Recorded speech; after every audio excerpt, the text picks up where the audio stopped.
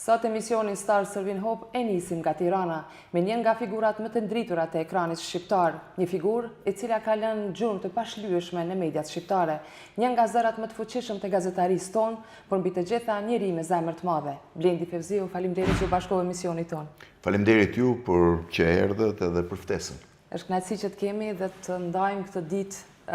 Faleminderit që gjete kohën për ne dhe t'i bashkohesh misionit tonë dhe sa do pak ndoshta do e gëzojmë sot dikën së bashku. Do e gjenë çdo rrethana kohën për ju. Faleminderit atëherë.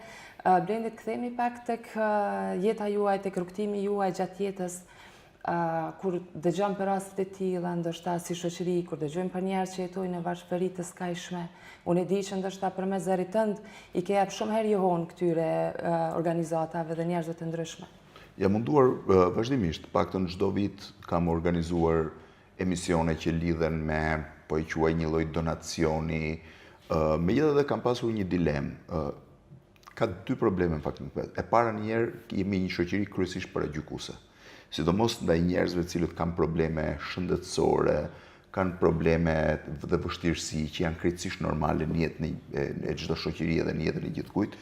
Ka një lloj paragjykimi, ka një lloj marginalizimi, mundohen të izolojnë, mos i nxjerrin. Madje ka dhe një lloj bullizimi evident të dukshëm, që është një nga karakteristikat zakonisht shoqërive primitive dhe jo të zhvilluara. Për fatin tonë të keq, në këtë nivel ne jemi nivelet më të këqija europiane. Pra mundohemi t'i tallim, t'i shajmë njerëzit që kanë probleme në jetën e tyre. Problemi i dytë është problemi i njerëzve të cilët janë vështirësi. Unë mendoj që askush nuk e zgjedh dot jetën e tij. Nuk mund, çdo njeri do donte të lindte në një familje me kushte të mira ekonomike, të jetonte në kushte normale, por njeriu vjen në jetë në rrethana nga më të ndryshmet. Ka shumë familje të cilat, sidomos Shqipëria, por edhe rajonit, të cilat kanë vështirësi edhe për të siguruar bukën e gojës, edhe për të kaluar shumë sfida që të vinë gjatë jetës. Për fatin tonë të keq, ne mendojmë se çdo gjë zgjidhet vetëm me bamirësi. Nuk zgjidhet vetëm me një donacion, dhe ky ka qenë problemi që kam pasur një dilemë. Sepse ti mund të organizosh një emision, mund mbledhësh të ardhura për një apo dy familje, dhe unë kam bërë këtë çdo vit. Problemi është si duhet ta luftojmë. Kjo është vetëm një ndihmë, si duhet luftuar varfëria në thelbin e saj. Si duhet kuptuar që këta njerëz nuk kanë nevojë kryesisht për lëmosh, pra për t'i dhënë një shumë apo për t'i zgjidhur një hall të momentit. Kanë nevojë që ti t'i japësh dorën që të mundohen të funksionojnë dhe të ecin në shoqëri përpara.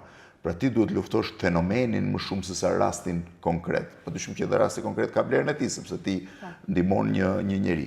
Kështu që e kam pasur diskutim vazhdimisht me disa përfaqësues të komuniteteve fetare, sidomos, të cilët besojnë se më shumë se sa rasti konkret i bamirësisë është dedikimi ose përkushtimi yt ndaj kauzave të ndryshme dhe sidomos betejë për të kuptuar që njerëzit e varfër janë njerëz me të njëjtat virtyte, me të njëjtat vlera si njerëzit e tjerë. Disa prej tyre mund të kenë shumë më tepër vlera se njerëzit që kanë një jetesë të mirë apo të ardhura më të mëdha, dhe diferencimi për hir të statusit social është një nga diferencimet më të shëmtuara që sot bota ka. Nuk është vetëm fenomen shqiptar, por në Shqipëri shpesh është i ndjeshëm. Problemi i dytë pastaj është një problem tjetër që më ka befasuar dhe që më ka bërë shpeshherë të reagoj, të mos reagoj ndaj gjëra të tilla, është si thua shfrytëzimi i këtyre rasteve. Një nga rastet më të bezdisura që kam pasur në jetën time në emision këto 28 vite, ka qenë rasti kur jemi munduar të ndihmojmë një familje, s'duhet t'ja përmend. Ishte një moment dramatik i asaj familje, mua më erdhi shumë keq, u mundova të bëj diçka shumë të shpejtë. Ishte një familje në kushte tmerrsisht të vështira. Për arsye se emisioni mori shumë vëmendje, u mblodh një shumë jashtëzakonisht e madhe, një shumë që atyre t'ju blinte një shtëpi të plot, ju mundsonte një shkollim deri në farë moshe të madhe, dhe befas mbasi kjo shumë u mblodh në emision, pjesëtarët kësaj familje që kishin lënë krejtësisht në rrugë muaj me radhë, jo vetëm që na hodhën në gjyq dhe familjen për kush do t'i administronte këto të ardhura që u mblodhen për ta, po u detyruan rreth 2 vjet të shkonin gjyq pas gjyqi, domethënë familjarët e vetë familjes, ku ne naftonin si palë tret me që kishim qenë në emision, që kishim realizuar mbledhjen, se kush do t'i administronte këtë, nuk kishte gjë më të shëmtuar. Unë refuzova të shkoja në gjykat natyrisht, po disa herë kisha menduar të shkoja t'ju thoja, kur këta njerëz kishin nevojë, askush nga ju nuk u bëi gjallë, askush nga ju nuk ju hapi derën. Në momentin e parë që fal një emisioni u mblodh një shumë e konsiderueshme, e gjithë familja hapi sherrë dhe gjyqje midis tyre kush do t'i merrte dhe kush do t'i ishte. Kush do të merrte sepse duke marrë pjesëtarët e familjes do të merrte automatikisht dhe parat për administrimin e tyre. Dhe ky është një fenomen po aq i shumtuar që tregon që shpeshherë edhe bamirësia më shumë diktohet domethënë nga çështja e fitimit sesa nga besimi që këta njerëz kanë nevojë për të ardhur në një jetë më normale. Po, mendon ndoshta ne edhe nuk jemi komunitet aq i madh si shoqëri dhe mendon që dora e shtetit duhet të jetë patjetër prezente, sidomos në avancimin e tyre, në punësimin e tyre, për të qenë të barabartë, sidomos personat me nevoja të veçanta. E para njerë Ballkani në përgjithësi nuk është një territor social. Në përgjithësi flas, shoqëritë tona janë shoqëri të polarizuara, nuk janë shoqëri ku dominon klasa e mesme, as Shqipëria, as Kosova, as Maqedonia, as Malizi, as Serbia, madje. Janë shoqëri kryesisht që ka një grupim të pasur agresiv dhe kryesisht varfër. Klasa mesme është të paktën nuk ka peshë edhe nëse funksionon si numër. Kështu që në këto raste shteti, sidomos angazhimi i shtetit duhet të jetë etik. Por nuk është vetëm angazhimi i shtetit, është angazhimi i çdo strukture. Një fëmijë që për hir të një problemi shëndetësor bullizohet ose për hir të varfërisë ti bullizohet, është një fëmijë që nuk bullizohet nga fëmijët, bullizohet nga mësuesi në një farë kuptimi, sepse bullizimi është vetëm mos reagosh ndaj asaj që i ndodh atij. Përgjegjëse për bullizimin në shkolla, është mësuesi, është lagja, është shoqëria. Domethënë është e gjithë atmosfera në cilën krijohet. Unë nuk kam për të harruar kurrë në një kënd lojrash fëmijësh diku rreth 7 vjet më parë, ku një nën u ofrua një djalë që kishte probleme shëndetësore, absolutisht shumë jo agresiv, dhe nëna e fëmijë tjetër ju ofrua nënës tim me ulërima duke i thënë fëmia jot nuk mund t'i afrohet fëmijës tim se di çfarë i bën. Në fakt s'po ndodhte asgjë, ai po tentonte të loste, po sipas mënyrës tij, me kufizimet që kishte. Tregon që ne nuk jemi një shoqëri, duhet ishte e kundërta, duhet ishte nëna e atij fëmijës që ishte në rrethana më të favorshme, taftonte fëmijën tjetër për të lozur me fëmijën, t'ia shpjegonte fëmijës saj që kanë shoqëri dhe njerëz që kanë probleme të lindura, të pësuara gjatë rrugës, dhe ti duhet të trajtosh ata njësoj si veten, ti nuk mund të diferencosh ata. Kështu që prandaj them që ne jemi shoqëri ku nuk e kemi shumë të fortë këtë lloj kulture dhe shteti dhe insistimi shtetëror duhet ishte shumë i fortë padyshim. Por sa mendon për shembull se pak a shumë emisioni ynë quhet Yjet japin shpresë dhe ne mundohemi të jemi të barabartë me të gjitha shtresat e njerëzve, por që sa mendon që ndoshta fytyrat publike, njerëz me ndikim, zëri i tyre, a mendon që duhet me kontribu më shumë ne si shoqëri, që të paktën ndoshta se ne jemi pak a shumë shoqëri, e shohim dikën, vazhdojmë pastaj të ndjekim hapat e atij personi. E di, padyshim që ka një lloj ndikimi, ka një tërheqje vëmendje, por gjithsesi janë sporadike. Ti bën një emision, ndihmon një familje, ndihmon një institucion, mund të jetë jetike ndihme juaj për të, por pastaj vjen prap një boshllëk tjetër. Prandaj duhet jeni institucionet shtetërore kryesisht që duhet krijojnë një stabilitet, padyshim angazhimi i gjithkujt, persona publik apo jo, persona të njohur apo të panjohur, për të zbutur dhimbjen ose për t'ia lehtësuar dhimbjen dikujt është jashtëzakonisht e rëndësishëm. Shiko, dhimbja lehtësohet jo vetëm me pagesa, jo vetëm lehtësohet nganjëherë dhe me një përkthjelje në kokë të një fëmie që ka nevojë, edhe me një dorë që ja hedh në supë një të moshuari që ka pasur një dramë në jetën e tij. Lehtësimi i dhimbjes shpeshherë vjen edhe nga një përkujdesje pak më e madhe dhe një dedikim. Ka njerëz cilët kanë qenë të izoluar vite me radhë. Prania e dikujt pranë tyre qoftë edhe për t'i dëgjuar. Pra për t'i parë në sy për t'i dëgjuar është një lehtësim i kësaj dhimbje ose ndoshta një shenjë mirë edhe një sens po quaj pozitiv në jetën e tij. Kështu që ka shumë mënyra se si ti mund të përkujdesesh ndaj dikujt, jo vetëm lekët janë gjithmonë edhe pse janë shumë të rëndësishme. Mbi të gjitha është vëmendja dhe sensibilizimi që ndaj këtyre njerëzve duhet kesh një kujdes të shtuar në raport me njerëzit e tjerë. Kthejmë pak tek fëmijëria juaj, si ka qenë ndoshta Blendi si fëmijë dhe cilat kanë qenë ëndrat e tua si fëmijë? Ke menduar veten që ndonjë ditë do jesh po në këtë nivel ku je sot? Shiko, ne kemi pasur ëndra bazike. Ne vim nga një vend diktatorial ku gjërat ishin të mbyllura. Bota nuk kishte, domethënë në shoqëritë komuniste nuk ekzistonte paraja edhe ideja e një diferencimi me të tjerë. Diferencimi bëj vetëm përmes talentit, aq sa mund të kishte. Kështu që ëndrat kanë qenë relativisht bazike në fëmirinë time, pastaj ëndrat fillojnë shfaqen më shumë në adoleshencë, domethënë aty fillon njeriu i jep një formë ëndrave të veta, se si fëmijë ëndrat janë shumë më të mëdha, kryesisht janë bazike, të njëjta, do të ngjash një artisti, do të ngjash një këngëtari, një futbollisti. Në adoleshencë ëndra fillon dhe merr formë, pra ti fillon e kupton se drejt cilës fush ti do angazhohesh. Në atë kohë nga pasur ëndër të bëhesh shkrimtar, dhe ishte ëndra kryesore e jetës time, pa e ditur që do merrja këtë rrugë, e cila në fakt nuk është shumë larg asaj që unë kam ndërruar, është më e zhurmshme, më impenjative, shkrimtari jeton një botë tjetër, gazetari jetojnë dy botë ndryshme, por thelbin e kanë të njëjtë, mbështeten tek fjala. Tek fjala e shkruar apo e folur nuk ka rëndësi se shkrimtari e shkruan, gazetari mund ta flasë, mund ta shkruaj, por gjithsesi fjala është thelbi i saj. Edhe shpeshherë i kthehem asaj thënies vjetër të Aristotelit, që për mua është një nga thëniet lapidar të historisë së njerëzimit, që thotë forca e bindjes nuk ka tempull tjetër përveç se fjalën. Domethënë, kështu që unë jam i detyruar të punoj me fjalën, të jetoj me fjalën dhe jam shumë i lumtur për këtë gjë. A ndihesh je krenar me veten me gjithë punën që ke arritur deri këtu? Shiko, krenar duhet ndihen tjerët më shumë se unë, duhet ndihet familja ime, vajzat e mia, njerëzit që kanë punuar me mua. Qofse kjo ndodh, atëherë realisht unë do ta quaja veten i realizuar. Për sa më takon vetes time, nuk është se unë kam menduar që kam etapa të caktuara. Kam pasur një pikë synim, po e quaj pak a shumë, që të shkruaj një libër për stërgjyshet që më kanë rritur, i cili ishte një lloj amaneti që ato ma kishin lënë mua pa ma thënë.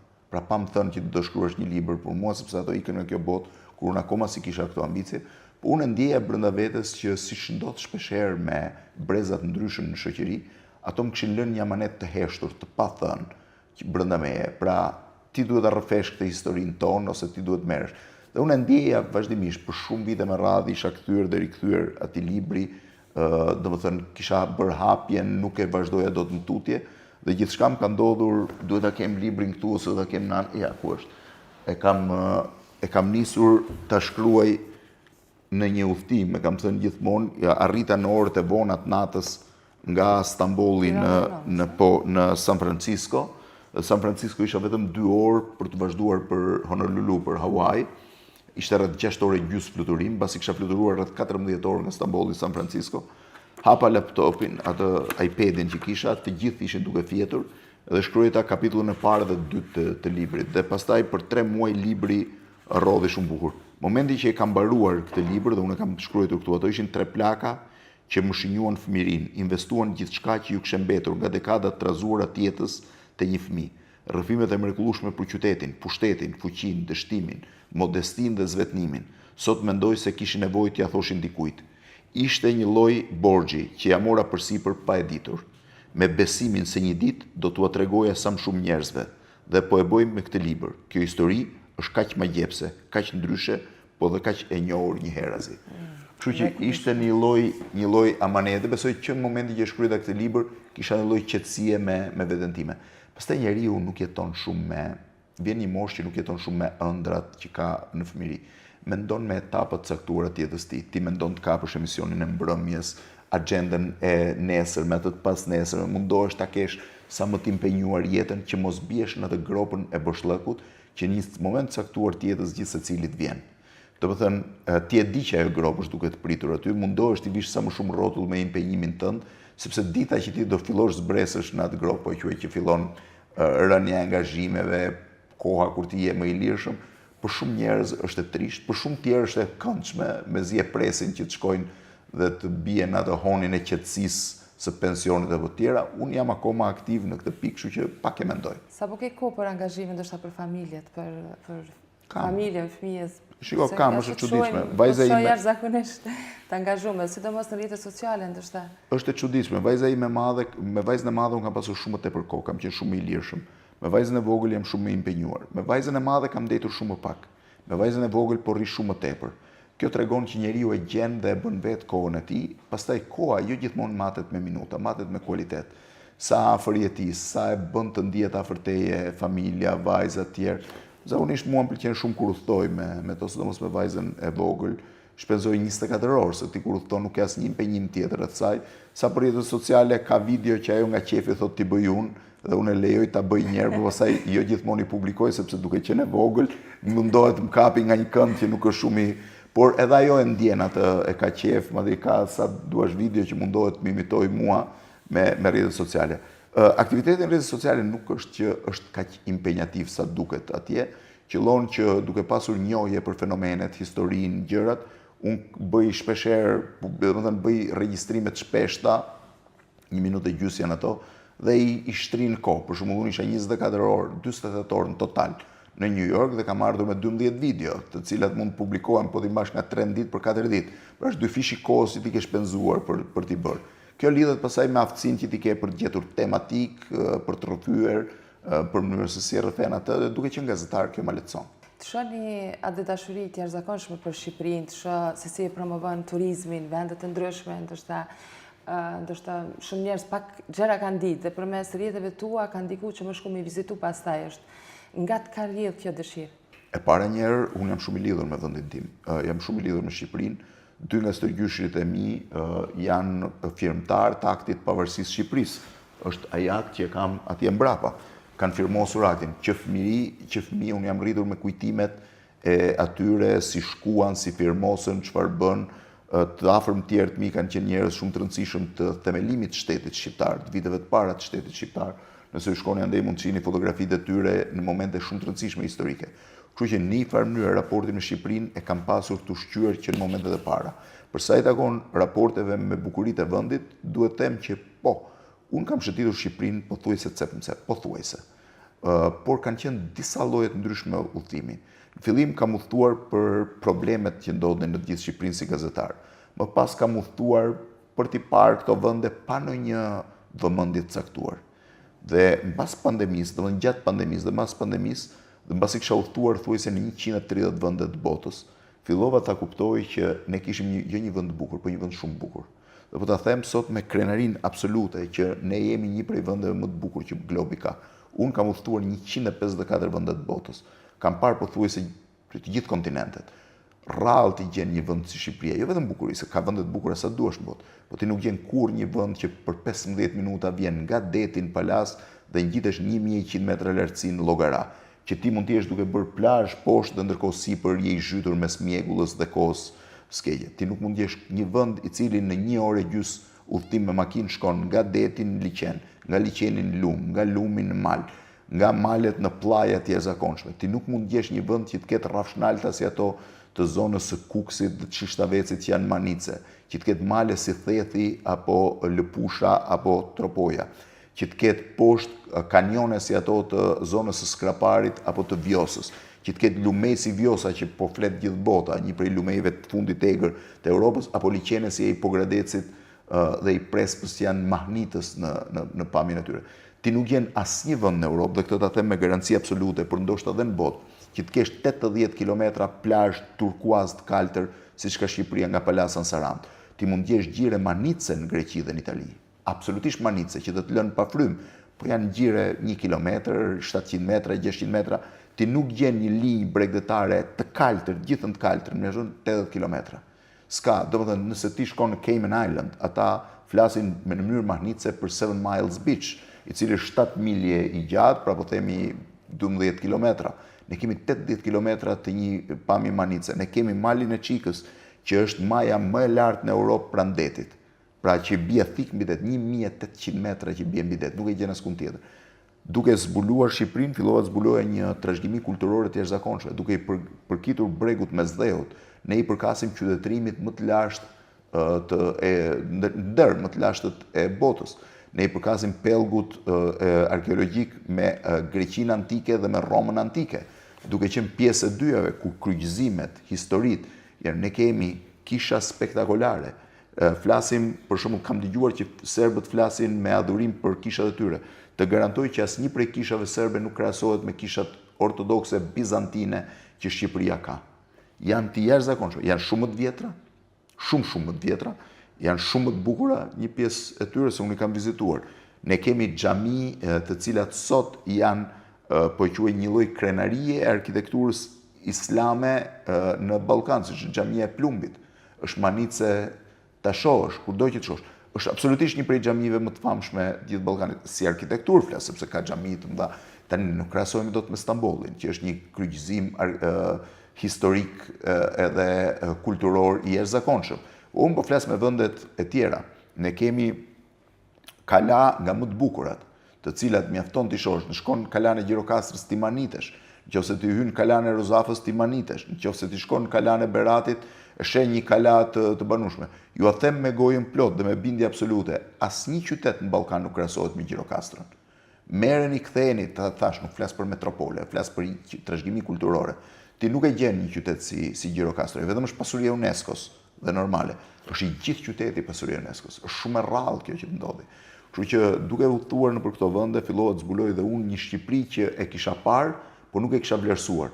Dhe sot në fakt duhet thosha me gojën plot që ne duhet të kërkojmë falje vendit ton për pavëmendjen që kemi pasur ndaj tij, dhe ju them sot dhe shqiptarëve që jetojnë jashtë në emigracion, që duhet të jenë krenar. Janë pjesëtar të një vendi ku mikpritjen nuk e kanë standard turistik, por e kanë kod zakonor. Do të thënë një vend i rrallë që ta ketë mikpritjen kod zakonor, dhe në këtë aspekt them sot që po, ne duhet jemi krenar për vendin tonë, me gjithë defektet që kemi si shoqëri dhe si individ që shpeshherë na nxjerrin shumë keq në sy të huajve dhe të perëndimit. Unë do doja një porosi nga te për gjithë tritë e treja që ndrojnë bën si ti. Jo, unë s'kam pasur kur gjithmonë kur më kanë thënë për këshilla kam thënë nuk jap. Kam pasur vetëm një postulat nëse e quaj timin. Ju kam thënë gjithëve ndiqni zërin e zemrës suaj. Nuk ka asgjë. Shiko, çdo prind, sidomos dhe këtë e kam për të rinj, mundohet të bëj më të mirën për fëmijën e tij. Prindi mundohet ta shohë fëmijën mirë dhe të rregulluar edhe mbas vdekjes së tij. Pra do që ta rregullojë aq mirë sa të jetë i qetë që edhe kur të ikë nga kjo botë ta ketë lënë fëmijën të qetë. Po shpesh prindi nuk e kupton dot instinktet e fëmijës, pasionet e fëmijës, dëshirat e fëmijës. Jo gjithmonë dëshirat përputhen me standardet. Çdo prind do donte ta shifte fëmijën doktor, inxhinier ose arkitekt për të qenë më i sigurt për të. Por unë mendoj që fëmijët kanë instinkte të tjera, prirje të tjera, dëshira të tjera. Ka shumë rëndësi që ti të bësh atë punë që instinkti yt i brendshëm të fton, dhe jam i sigurt që natyrisht mund ndodhin dhe dështime, mund ndodhin dhe zhgënjime, po të gjitha rikuperohen me kohë. Sa jeni të ri edhe gabimet rikuperohen. Dhe ju them, ndiqni instinktin dhe zërin e brendshëm të zemrës dhe të shpirtit tuaj, se do jeni gjithmonë të fituar. Faleminderit. Faleminderit. Vazhdojmë tek organizata. Me kënaqësi.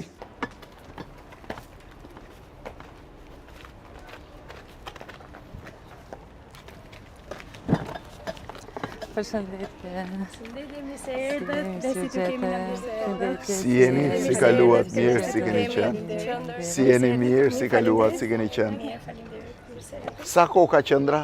2 vite e gjysmë. 2 vite e gjysmë. E gjithë kompleksi? Po, kjo është e marrë me qëra, sigurisht. Po. Dhe paguajnë donator, dhe na intereson shumë se është me këto borin që na jetë. Që është shumë i bukur, po, që të kene edhe në qikë hapësirë me natyrën. Po, që është terapia më e mirë. Po, absolutisht, po. Si je? Si kalon? Mirë, si ke qenë? Si je? Të skuadrën. A?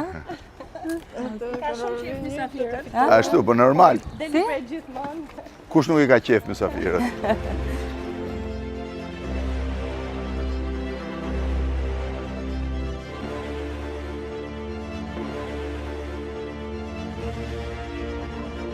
Pra ka nisur 2018 me pjesë sporadike, edhe 2 vitet e fund, 2 vite e gjysmë është që funksionon si qendër. Si qendër, pra. 12 veta janë, 12 veta që marrin shërbimin ditor, kurse të regjistruara janë 120 të cilët presin të marrin shërbime të ndryshme, se jo të gjithë janë që i kanë sporadike, një ditë, po jo, 12 janë që mund të vinë marrin këtu për ditë. fizioterapi, logopedi, terapi zhvillimi. Janë adoleshent dhe jo. Adoleshent, po. Çfarë moshe kryesisht? Nga mosha 14 e sipër. Kjo është target grupi që e kemi ngritur, që është e para në Shqipëri, por sapo shikojmë edhe në rajon specifike, vetëm për autizmin e të rritërve nuk ka qendra. Janë të përzjera, gjithë tipologjitë e aftësisë kufizuar. Deri në çfarë moshe? Nga çfarë moshe deri në çfarë moshe? Jo, nuk e kemi limitin. Edhe të mëdhenj? Edhe të mëdhenj. Kemi këtu dhe 30 vjeç. 30 vjeç, Po. që marrin shërbim apo që janë... Po, që merr shërbim është një vajzë, që sot akoma s'ka ardhur sepse ka qenë në një aktivitet me nënën e saj. Sa kanë avancuar gjithë këta Me që thënë vinë tek drejtën- organizata juaj? Po, me thënë drejtën, para 3 ditësh bëm takimin me prindër të 3 mujorshit dhe pritëm, nuk bëm të themi ne çfarë kemi bërë, po pritëm të thom prindrit çfarë kanë marrë ato nga ndryshime nga qendra dhe u gëzuam jashtë masës sepse gjithë prindrit thonin se cili ka ndryshim për këtë, ka ndryshim për ndryshim, a? Po. ndryshimi nuk Ju është bën mirë jeta në komunitet? Po, i bën shumë mirë. Dhe jeta aktive. Autizmi aty do mbesi, por sa më shumë aktiv, ai minimizohet dhe bëhet i aftë.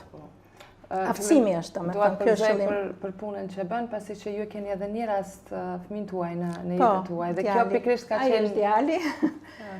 Pikrisht kjo ka qenë nisja e organizatës. Po, sepse djali im është me spektrin autizmit, nuk dëgjon, ka dëmtim të rëndë të dëgjimit, por është dhe me kancer në kokë. Dhe në spitalin e kancerit, shikoja, e kam kuruar jashtë, jo këtu në Shqipëri, sa ashtu qëlloj, dhe atje shikoja që vini vizitor dhe donator të ndryshëm dhe mes aparaturës kur ata fëmijë luftonin dhe me vdekjen, arrinin të buzëqeshnin, arrinin ato sytë tyre të bëheshin të gëzueshëm, por dhe prindrit që kishin, që rinin te koka. Dhe kjo më bëri një përshtypje se thash u lumturoke dhe kur qeke në dhimbje. Dhe mora spunto shumë nga jeta që bëra atje dhe thash edhe unë duhet bëj diçka për vendin tim. Pasi dhe unë e vura pak në vi jetën e djalit, pra e stabilizova, atëherë thash duhet bëhem dhe unë dikush. Është e vështirë si punë? Shumë e vështirë. Këtë bësh me tipologji të ndryshme dhimbjesh, që jo vetëm kjo që duket, po kur futesh në familje shikon probleme të jashtëzakonshme, të tmerrshme, të tejskajshme. Është një lloj marginalizimi që mundohen, do të thënë prindrit jo, po shoqëria është shumë problem. Po, biles ka nga ato që ka nga njerë dhe midis nesh kemi problematika sepse pse dikush e tregon hallin, pse e tregon ajo, unë se tregoj. Do me thënë ka dhe tipologji të tilla, por problemi qëndron tek ata që janë të divorcuar, tek jetimet, aty shumë fishohet halli, shumë fishohet problematika. Po padyshim. Varfëria, në përrethe. Fëmijët nga familje të divorcuara kanë problematikë dhe në kushte normale. Normale. Kur është e ngarkuar. Dhe gratë, nënat, bëhen, do me thënë, nuk dia, mjafton termi heroin, nuk mjafton. Për sa fëmijë, prindrit gjithsesi kujdesen, po kur rriten, ose kur prindrit si kanë më aktiv, se si funksionon?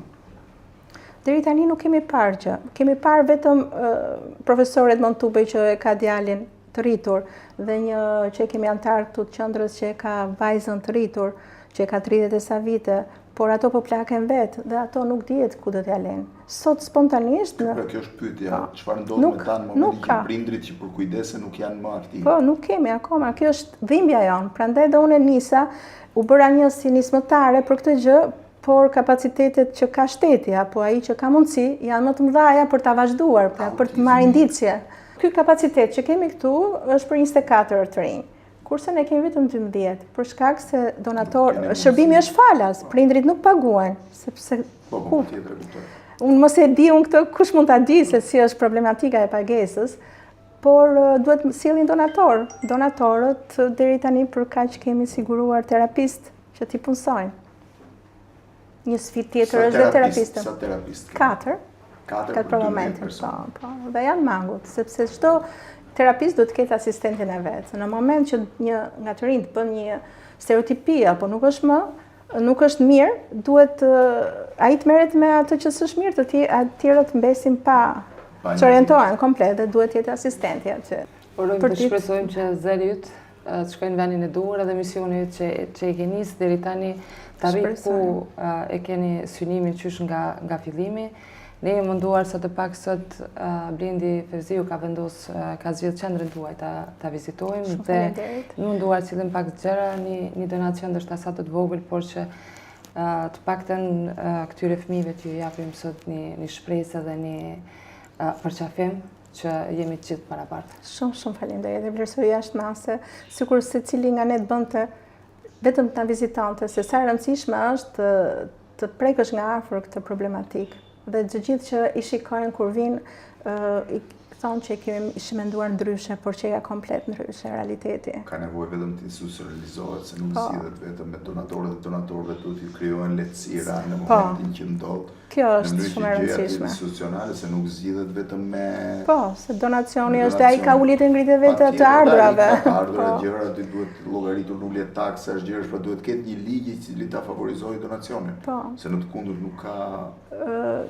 Kemi një qendër që kemi lidhje në Francë, që shkëmbem eksperjenca konsulenca dhe është shqiptar njëri prej atyre bashkëshort janë ata të dy që punojnë në një qendër Bordeaux në Francë dhe ai thotë që shteti atje i mbledh gjithë donatorëve, i mbledh kotën që ata kanë mundësi të kontribuojnë dhe shteti pastaj bashkitë i shpërndajnë nëpër qendrat sipas projekteve dhe nevojave. Kështu që faleminderit për mikpritjen. Faleminderit juve. Ne Faleminderit kemi të paguar me falënderime. Shumë. Për emisionin edhe për kujdesin që tregon, sepse zakonisht janë emisione gjithmonë të vështira. Asnjëherë nuk e di çfarë të pret, si të vjen edhe të dhimbshme.